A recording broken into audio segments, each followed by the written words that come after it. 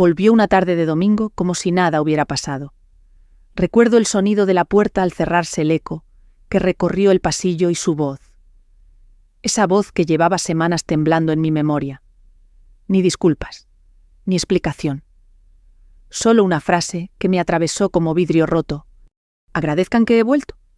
Lo dijo con esa arrogancia suya, con ese tono cansado de quien cree que el mundo entero le debe algo.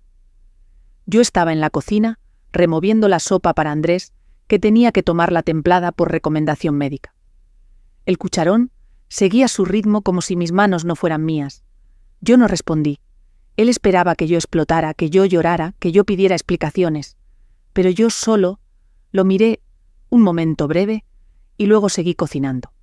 Esa fue la primera grieta en su teatro. No la ausencia, no la traición, sino mi silencio. Pero eso ocurrió después. Antes de llegar a ese instante, hay que volver atrás a donde comenzó todo. A una vida sencilla, a una rutina que parecía estable, aunque por dentro se estuviera desmoronando sin que yo lo viera.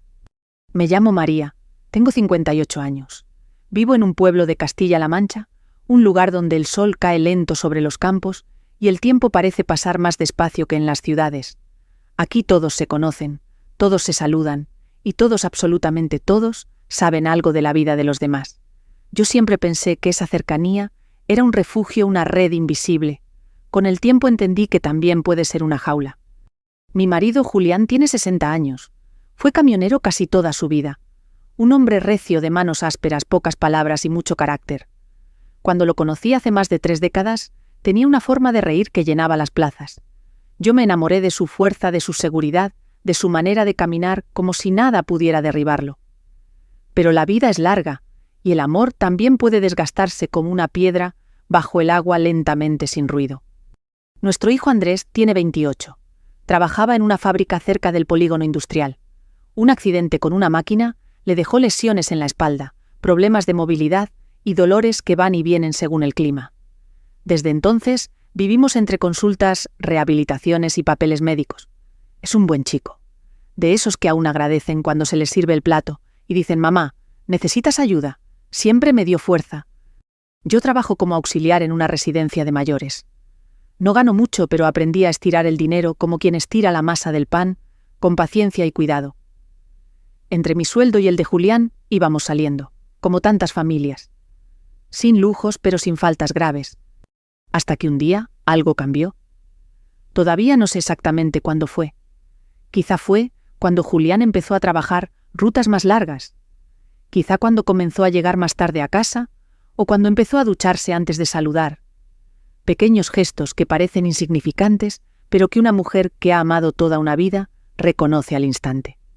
Yo pregunté una vez: «¿Todo bien?». Él respondió: «Cansado». Y ahí quedó. Una pareja se rompe así sin gritos, con silencios. El golpe real vino unas semanas después. Andrés necesitaba una revisión importante en el hospital de la capital. Era un gasto que ya teníamos previsto. Teníamos el dinero guardado. Dinero que durante meses habíamos apartado de compras de ocio, de cualquier cosa que no fuera esencial. Pero cuando llegó la factura me miraron con una expresión que aún recuerdo, mezcla de incomodidad y pena. «Señora, el importe no fue cubierto. La transferencia fue retirada antes de ser procesada». Yo me quedé helada. Llamé al banco. La voz al otro lado fue clara. «La cuenta fue vaciada hace 5 días». 5 días. 5 días antes de que Julián me dijera que tenía que viajar por trabajo. 5 días antes de que desapareciera sin dejar nota. 5 días antes de irse con ella. La gente del pueblo siempre sabe cosas, no hace falta preguntar. Un comentario en la carnicería, una mirada en la panadería, un «pobrecita» susurrado demasiado alto en la cola del supermercado. Yo escuché su nombre por primera vez como se escucha una campana que repica lejos sin querer oírla, pero sabiéndola cierta. Yo no lloré, no ese día. Ese día fui al hospital con Andrés. Pagué el adelanto con mis ahorros personales. Volvimos a casa en silencio, él mirando por la ventanilla, yo agarrando el volante tan fuerte que me dolieron las uñas. Los días que siguieron fueron una mezcla de rutina y vacío. Yo trabajaba, cocinaba, limpaba, dormía poco. Andrés preguntaba: «¿Has hablado con papá?». Yo sonreía para no herirle. «Está trabajando, cariño». Y así pasaron los 7 días. Hasta que él volvió. Entró. Dejó las llaves. Se apoyó en la mesa como si acabara de regresar victorioso de una batalla heroica. Agradezcan que he vuelto. Quizá esperaba que yo llorara, que gritara, que suplicara, que lo increpara. Pero yo no hice nada de eso. Yo solo seguí removiendo la sopa. En silencio. Y en ese silencio Julián, aunque aún no lo sabía, ya había empezado a caer. Aquel silencio que yo mantuve no era resignación. Tampoco era calma verdadera. Era una contención, una especie de barrera invisible para no derrumbarme delante de Andrés. Porque si él me veía caer todo se rompería definitivamente. Los días después de su regreso fueron extraños. Julián caminaba por la casa con una mezcla de culpa y soberbia como si quisiera convencer a todos, incluyéndose a sí mismo, de que lo ocurrido no había sido tan grave, o que de algún modo nosotros lo merecíamos por no valorarlo lo suficiente. Esa era su narrativa, siempre la misma, la que repetía desde hacía años cuando algo no salía como él quería. Pero esta vez algo era diferente. Yo había cambiado. No lo supe de inmediato.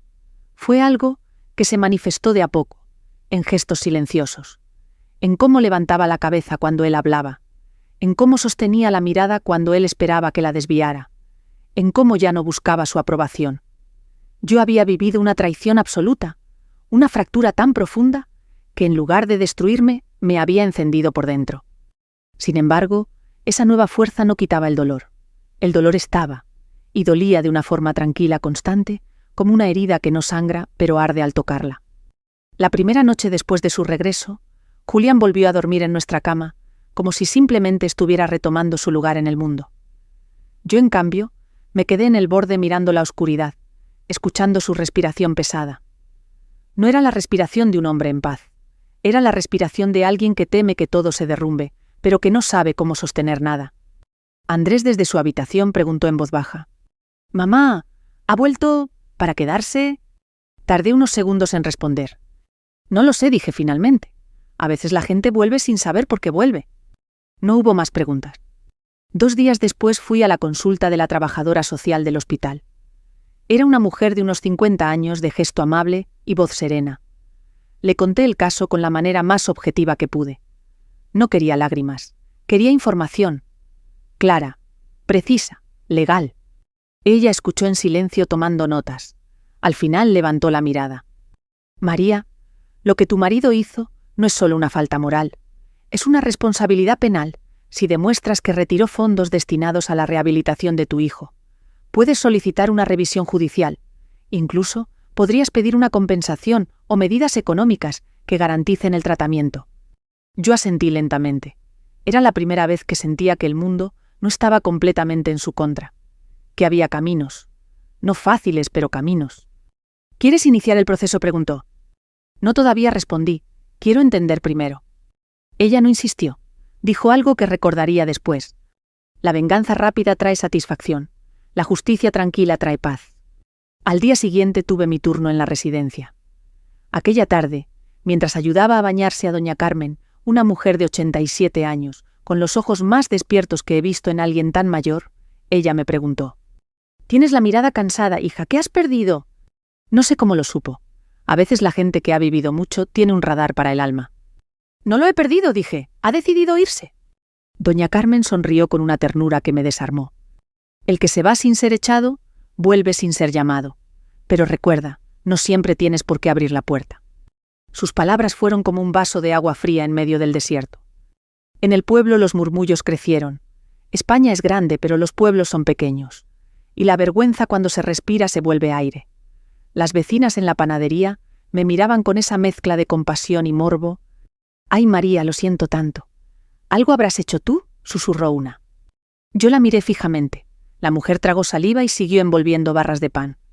Yo ya no estaba para excusas ajenas ni juicios prestados.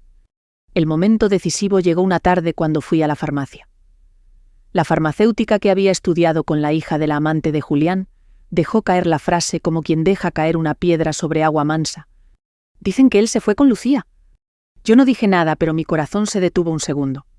Lucía, la hija de don Mateo, el del bar antiguo de la plaza, menor que yo por 20 años, separada, con una sonrisa que siempre parecía pedir permiso para existir.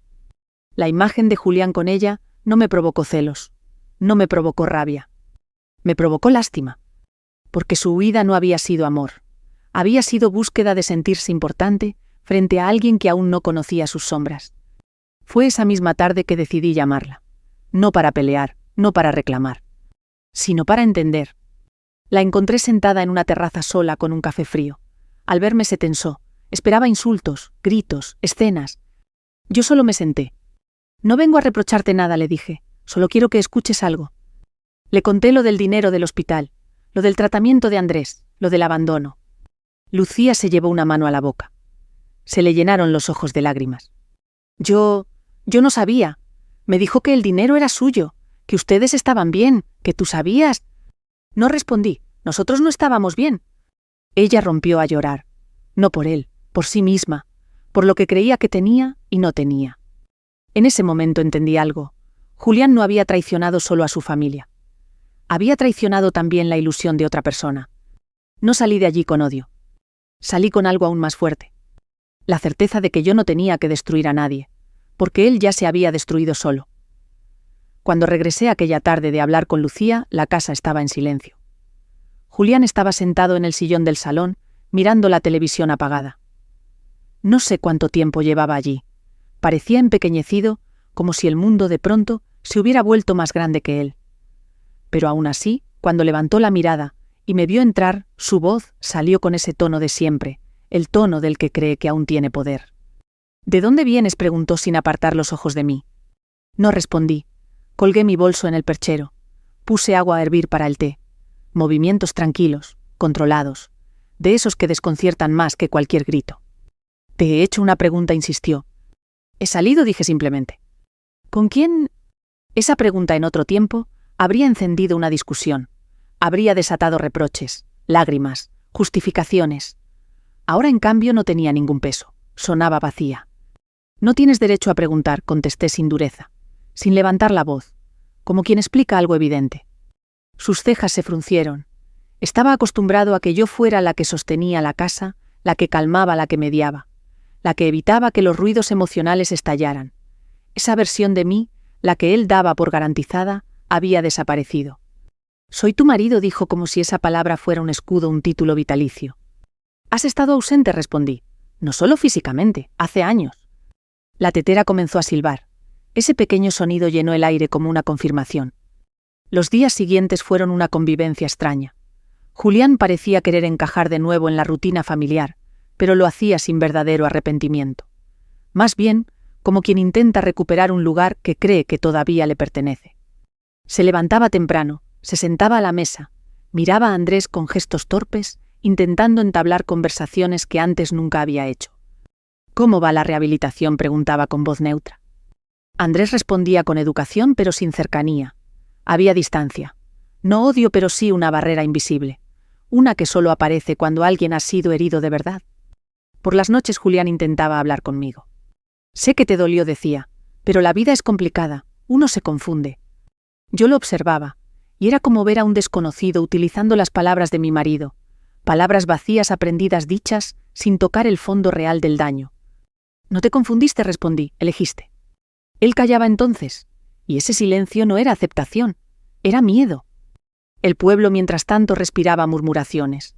No hacía falta escucharlas directamente, simplemente estaban, en la panadería, en la plaza, en la gasolinera. Volvió, dicen. La pobre María. ¡Ay, hija! Los hombres. Las miradas de las mujeres eran las que más dolían, no porque juzgaran, sino porque reconocían. Reconocían la historia, la habían vivido, o la estaban viviendo en silencio. Algunas me miraban con una pregunta en los ojos. ¿Y tú qué vas a hacer ahora? Yo tampoco lo sabía todavía. Una tarde, mientras preparaba lentejas en la cocina, Julián entró. Me observó durante unos segundos apoyado en el marco de la puerta, como si quisiera decir algo importante. He estado pensando, comenzó. No respondí, seguí cortando la zanahoria. Creo que deberíamos dejar atrás lo ocurrido y seguir adelante, como antes. Como antes. Esas dos palabras cayeron sobre mí como una sombra. Como si la herida no hubiera ocurrido, como si las lágrimas no contaran, como si la traición pudiera doblarse, guardarse en un cajón y olvidarse. Dejé el cuchillo sobre la tabla, lo miré. Antes ya no existe, dije. Él abrió la boca para protestar, pero no lo dejé. Fuiste tú quien lo rompió, y no con tu marcha, sino con tu abandono, con tu indiferencia, con tu soberbia. Su rostro se tensó. ¿Volví, no? Sí, respondí, pero no pediste perdón. El silencio entre nosotros se volvió denso, como si el aire se hubiera llenado de polvo invisible. No creo que tenga que disculparme por todo, dijo, y ahí por primera vez vi algo claro. Él aún no entendía. No lo comprendía en absoluto. Su regreso no era arrepentimiento, era orgullo herido. No volvió a hablar del tema esa noche. Sin embargo, la realidad no tarda en reclamar consecuencias. 2 días después, Julián recibió una llamada. Era de la empresa. Su viaje había sido descubierto. No había permisos, no había justificación. Fue despedido. Cuando llegó a casa con esa noticia, su rostro había cambiado. La seguridad, la arrogancia, la sombra altiva, todo eso había desaparecido. Solo quedaba un hombre derrotado. Pero lo más significativo fue lo que dijo. María, necesito que hablemos. Yo asentí. Nos sentamos a la mesa. La misma mesa en la que compartimos comidas, discusiones, silencios y risas durante más de 30 años. Me equivoqué, dijo por fin. Pero no era un perdón. Era un espejo roto. Necesito tu apoyo, añadió. Ahí estaba, la verdad desnuda. No me pidió perdón porque hubiera comprendido el daño. Me pidió ayuda porque ahora él me necesitaba. Respiré hondo. Julián, dije mirándolo directamente a los ojos. Yo también necesité tu apoyo, y no lo tuve. Él bajó la mirada. Y entonces lloró. No fue un llanto fuerte, fue un llanto silencioso, tembloroso, como el de un niño que no sabe cómo sostener el mundo. Andrés entró en ese momento, lo vio, se detuvo en la puerta. Papá, susurró. La imagen quedó suspendida. El hombre que había dicho, agradezcan que he vuelto, ahora era solo un ser humano roto. Y ese fue el principio real de todo. La imagen de Julián llorando aquella tarde quedó grabada en mi memoria. No porque lo hubiera esperado alguna vez, sino porque aquella escena tan humana y tan frágil me reveló algo que no había querido mirar. Hasta entonces, él no sabía cómo enfrentar las consecuencias de sus actos. Había vivido toda su vida creyendo que el mundo giraba alrededor de su presencia, de su trabajo, de su fuerza. Pero ahora, cuando todo eso se había desmoronado, lo único que quedaba era él mismo, y no sabía quién era cuando no tenía poder. Yo no sentí satisfacción al verlo llorar, no sentí victoria, sentí cansancio, un cansancio antiguo profundo como si hubiera estado sosteniendo una pared que al fin se derrumbaba, pero me dejaba exhausta tras el ruido. Esa noche dormimos en silencio. Julián en la cama boca arriba mirando el techo, como si buscara respuestas en la sombra. Yo de espaldas, mirando hacia la ventana, siguiendo con la mirada el movimiento leve de la cortina. No hablamos, no nos tocamos, solo respiramos, lentos, distantes. Al día siguiente, mientras él buscaba trabajo en el ordenador, o fingía buscar, yo tomé una decisión. No de esas decisiones impulsivas que nacen de la rabia. No. Fue una decisión tranquila, medida. Una decisión que llega cuando una mujer comprende que la vida no puede seguir igual. Tomé mi bolso y salí hacia el centro de servicios sociales. La trabajadora social me recibió con la misma serenidad de la última vez. Me ofreció té. Esta vez lo acepté. «Has vuelto», dijo con una leve sonrisa. Sí, respondí. Ya sé qué tengo que hacer. Hablamos de procedimientos, documentos, pasos legales. Ella me explicó todo con la claridad de quien ha visto a muchas mujeres pasar por la misma puerta, con la misma mirada que yo llevaba ahora. No era una mirada de odio, era una mirada de despertar. Puedes solicitar medidas de protección económica para garantizar la rehabilitación de tu hijo, dijo. Y también puedes iniciar un proceso de separación. No tienes que hacerlo todo a la vez, pero sí puedes empezar. Yo asentí. Esto no es para castigarlo, añadí ella mirándome con firmeza. Es para protegerte. Esa frase me atravesó. No quería venganza, no quería destruirlo, no quería arrastrarlo por el suelo. Solo quería que el daño no siguiera repitiéndose en un ciclo que ya había agotado mis fuerzas. Durante los días siguientes empecé a moverme con una paciencia silenciosa. Reuní facturas, informes médicos, mensajes, fechas. Todo aquello que demostraba lo que habíamos vivido. No hablaba de mis acciones con Julián. No por miedo, sino porque ya no necesitaba su aprobación, ni su permiso. Mientras tanto, Julián intentaba comportarse como si todo pudiera volver a ser como antes. Arreglaba pequeñas cosas de la casa. Compraba pan. Se ofrecía a llevar a Pa Andrés a las revisiones. Lo hacía con torpeza, como quien intenta recordar un idioma que una vez habló con fluidez. Una tarde, mientras lavaba los platos, se acercó a mí. «María, dime qué puedo hacer». Me quedé quieta un momento con las manos bajo el agua tibia. Lo primero dije es reconocer lo que has hecho, sin excusas, sin adornos. Él se frotó la frente cansado. Me equivoqué. Eso no es suficiente, respondí. Quiero que digas exactamente qué hiciste. Su respiración se volvió pesada. Yo esperé, no tenía prisa. Me fui, dejé la casa, dejé a mi hijo, ¿te dejé a ti?, dijo con la voz baja quebrada. ¿Y el dinero?, pregunté. ¿Lo usé?, respondió tragando saliva. Pensé que luego lo repondría. No pensé en las consecuencias. Ese fue el momento más honesto que le había visto en años. Pero la honestidad no borra las heridas, solo las revela. Unos días después recibí una llamada de Lucía. Su voz estaba distinta, más firme, más clara.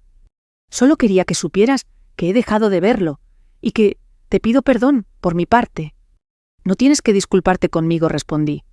Tú también fuiste engañada. Hubo un silencio que no fue incómodo, fue humano. Luego ella dijo algo que me acompañaría siempre. No sé cómo sigues en pie, María. Yo habría gritado, yo habría destrozado todo. No habría ayudado, dije. El dolor grita solo, no hace falta que lo acompañemos. Colgamos sin odio, sin enemistad, sin drama. La noticia del despido de Julián corrió por el pueblo como el viento. No porque yo la contara, sino porque las cosas en los pueblos simplemente se saben. Algunas personas empezaron a mirarme con lástima, otras con respeto. Y fue entonces cuando comprendí otra verdad. No quería que Julián se hundiera, porque si él se hundía, Andrés también lo haría. Yo no quería una casa rota. Yo quería una casa nueva. No con los mismos cimientos. No con las mismas reglas. Con otra forma de respirar. Con otra manera de mirarnos. Con verdad. Esa noche llamé a Julián a la cocina. Estaba sentada junto a la ventana, la luz cálida de la tarde, entrando suavemente iluminando la mesa de madera, donde tantas veces habíamos compartido pan y silencios. Julián, comencé. No voy a echarte de la casa.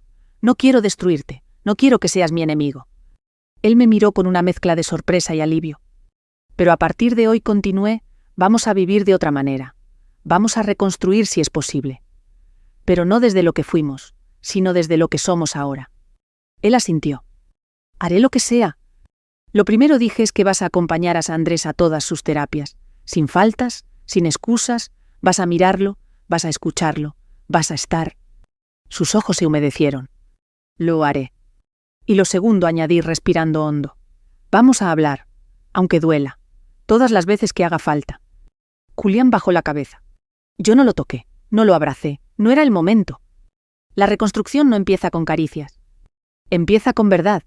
La reconstrucción nunca es un camino recto. No es un proceso limpio, ordenado, donde cada paso se sigue sin tropiezos. La reconstrucción es lenta, incómoda y a veces dolorosa, pero también es sincera. Y eso fue lo que comenzó a ocurrir en nuestra casa. Julián empezó a acompañar a Andrés a sus sesiones de rehabilitación. No sabía cómo empujar la silla de ruedas sin torpeza, pero lo intentaba. No sabía cómo hablar con los fisioterapeutas sin sentirse juzgado, pero escuchaba. Algunas tardes regresaba con los ojos enrojecidos, como si hubiera visto la realidad de su hijo por primera vez. Un día, al regresar, dejó las llaves sobre la mesa con delicadeza, cosa rara en él, que solía dejarlas caer haciendo ruido, y dijo: «No sabía que Andrés sentía dolor incluso cuando sonríe». Yo lo miré. No dije nada. A veces las palabras sobran. A veces la comprensión llega en silencio, y el silencio es también un lenguaje. Mientras tanto, el pueblo seguía observando. Cuando Julián caminaba por la plaza, las conversaciones se detenían apenas un segundo. No lo suficiente como para resultar ofensivo, pero sí lo bastante como para que él sintiera el peso. Esa sensación, la de ser visto, señalado, comentado, era nueva para él. Siempre había sido el que juzgaba, nunca el juzgado. Una tarde en la carnicería, escuché sin querer un comentario que no iba dirigido a mí, pero que se deslizó hasta mis oídos como una hoja arrastrada por el viento. «Mira, ahí va. No es tan fácil volver cuando has hecho daño». No había malicia en el tono, solo verdad, una verdad que Julián también escuchó. No dijo nada al salir, pero caminó más despacio. A medida que pasaban las semanas, su orgullo comenzó a agrietarse. No por lo que los demás decían, sino por lo que él comenzaba a ver dentro de sí. Había vivido toda la vida creyendo que la fuerza estaba en imponerse, en hacerse notar, en gritar más alto. Pero ahora la fuerza que veía cada día era la mía.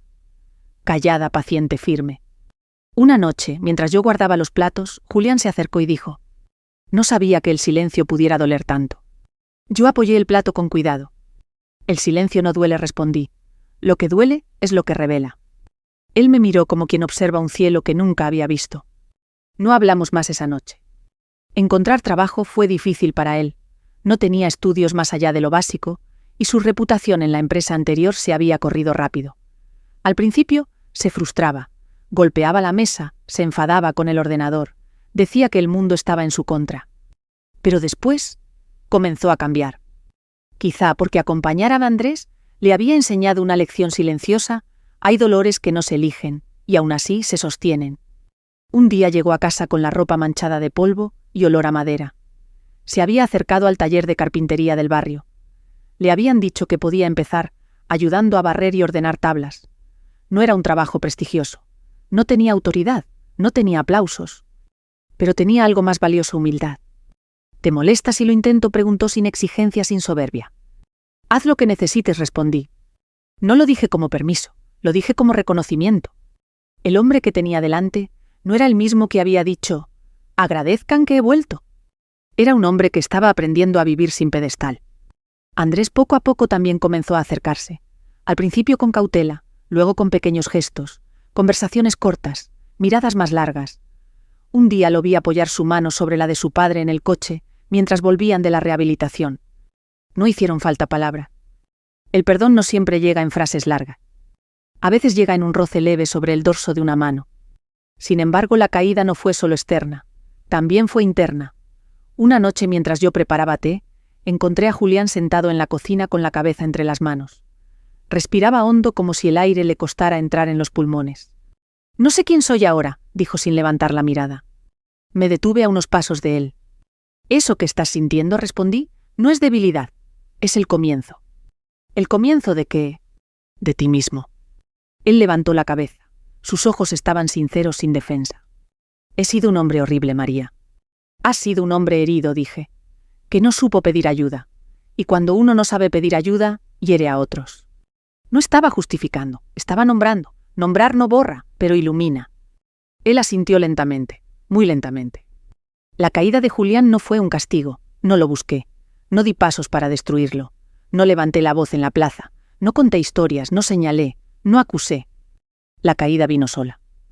Porque cuando se vive en mentira, la verdad termina encontrando la grieta por la cual entrar. Pero lo que el pueblo vio como caída, yo lo vi como algo más grande. Un renacimiento doloroso, pero renacimiento al fin. Y entendí que la verdadera venganza no era hacerlo sufrir, ni humillarlo, ni devolverle el dolor. La verdadera venganza era que él viera, que él sintiera, que él comprendiera. Y la verdadera fuerza no estaba en mi silencio para castigarlo. Estaba en mi capacidad de seguir de pie. Sin vengarme. Sin rendirme. Sin olvidar quién era yo. Una mujer. Una madre. Una casa que se sostiene. Una raíz que no se arranca cuando sopla el viento.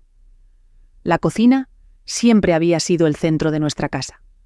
Allí se cocinaban no solo comidas, sino silencios, miradas, y también las palabras que nunca nos habíamos atrevido a decir. Quizás por eso, cuando llegó el momento de hablar de verdad profunda, sin máscaras, fue allí donde ocurrió. Era una tarde clara.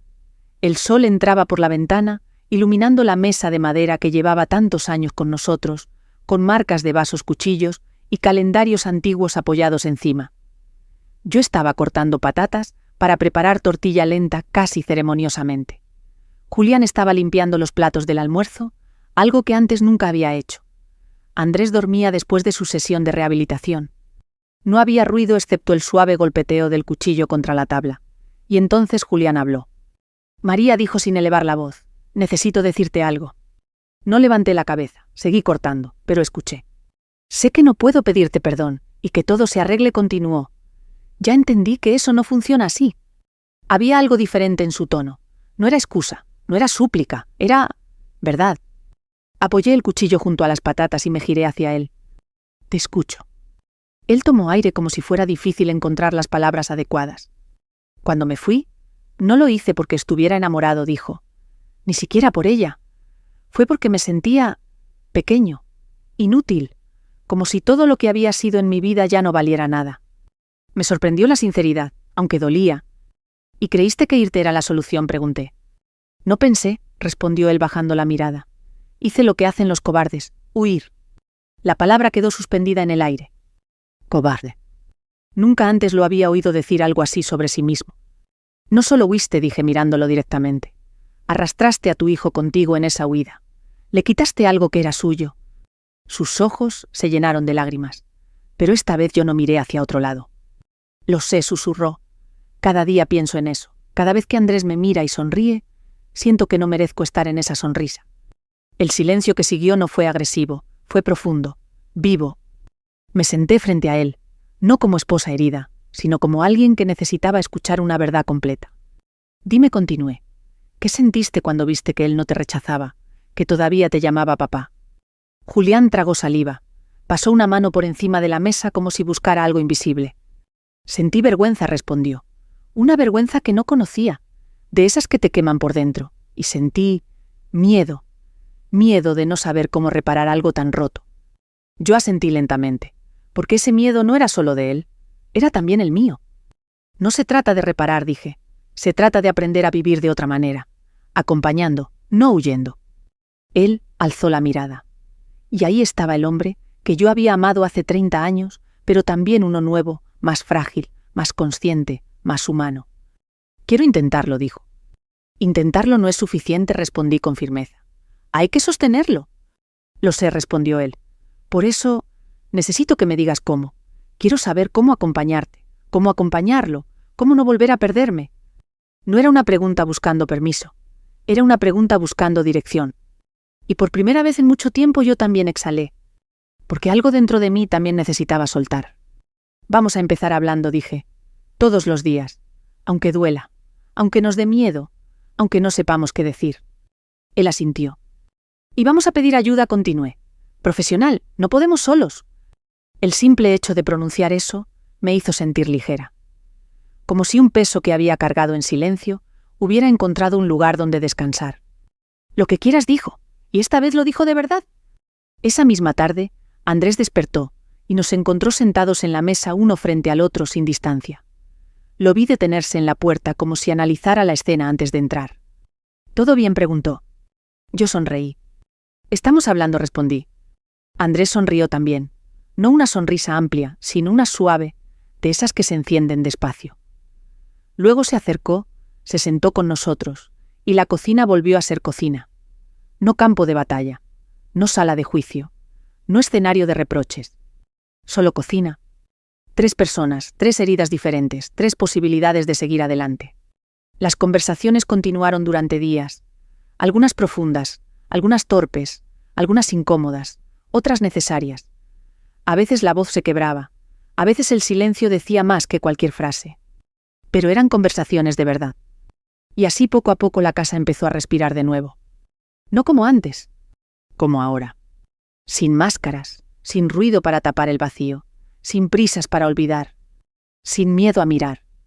Porque la verdad, cuando se dice en la cocina, no destruye, abre. Y deja espacio para lo nuevo. La vida no cambió de un día para otro. La reconciliación no fue un abrazo repentino, ni un perdón instantáneo. Fue un proceso. Uno que avanzaba en pasos pequeños, casi invisibles a simple vista, pero reales, constantes. Las mañanas empezaron a tener un ritmo distinto. Julián se levantaba antes, preparaba café en silencio y dejaba una taza para mí en la mesa. No decía perdón en cada gesto, pero el perdón estaba ahí escondido en la delicadeza nueva de sus manos. Andrés se unía después arrastrando la silla con calma y desayunábamos juntos. No hablábamos de heridas, no hacía falta. La casa respiraba en un tono más suave. En el pueblo, con el tiempo, los murmullos se hicieron más bajos. Nadie puede sostener un chisme para siempre cuando no hay drama que alimentarlo. La gente observaba, sí, pero desde lejos. y algunos días incluso con respeto. Porque no todo el mundo tiene la valentía de mirar de frente lo que se rompió y quedarse a reconstruirlo. Un domingo por la tarde decidimos caminar hasta la iglesia del pueblo. No por costumbre religiosa, sino porque la plaza tiene un banco que mira hacia los campos. Es un lugar que siempre me ha ayudado a pensar. Andrés llevaba una bufanda larga, aunque el sol era tibio. Julián empujaba la silla, despacio, con paciencia. Nos sentamos los tres en silencio mirando el horizonte. Las montañas lejanas parecían una línea azul suave contra el cielo. Los campos dorados se movían con el viento. Era un día simple, un día tranquilo, y después de todo lo vivido, entendí que la paz no era un lujo, sino una forma de volver a la vida. Mamá, dijo Andrés mirando al cielo, ¿crees que las cosas pueden ser mejores de aquí en adelante? Yo lo miré con esa mezcla de ternura y orgullo que solo una madre conoce. Sí, respondí, si trabajamos para ello, si elegimos cuidar lo que todavía se puede salvar. Julián bajó la cabeza como si esas palabras hubieran llegado directo a un lugar profundo dentro de él. Con el tiempo Julián empezó a tomar terapia con un psicólogo que atendía algunos casos en la Casa de Cultura del pueblo. Volvía callado, después de cada sesión, pero no con el silencio de antes, sino con uno nuevo. Un silencio que estaba lleno de reflexión, de humildad. No sabía cuánto miedo tenía de no ser suficiente, me dijo una noche, mientras regaba las plantas de la terraza. Y cuánto mal hice intentando esconder ese miedo. Lo escuché, no para consolarlo, sino para reconocerlo.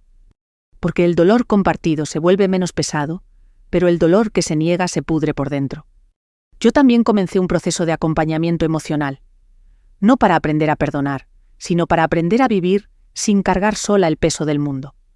El día que más marcó nuestro nuevo comienzo fue un martes cualquiera. Estábamos en la cocina como siempre, cuando Andrés con la voz suave dijo: «Papá, ¿podemos hablar de lo que pasó?» El aire se detuvo. Julián dejó de cortar el pan, lo miró. Andrés respiró hondo. «Yo no quiero que te castiguen. Yo no quiero que te sientas mal toda la vida. Solo quiero que estés. Que no te vayas otra vez. Que seas mi padre». El silencio que siguió no fue vacío. Fue sagrado. Julián se arrodilló frente a él, despacio, con cuidado, y con la voz quebrada dijo: «No me iré, no volveré a huir, esta vez me quedo. Aunque duela, aunque tenga miedo, aunque no sepa hacerlo perfecto, me quedo». Andrés levantó la mano y la colocó sobre la mejilla de su padre. Y allí, en esa cocina de pueblo, con olor a pan tostado y luz de tarde entrando por la ventana, lo que había estado roto empezó de verdad a sanar. No voy a decir que nunca discutimos otra vez. Sería mentira. No voy a decir que las heridas desaparecieron como si nunca hubieran existido. Las cicatrices están, y en algunos días duelen, pero no derrumban, porque ahora, cuando algo duele, ya no callamos, ya no fingimos, ya no llenamos el espacio con orgullo.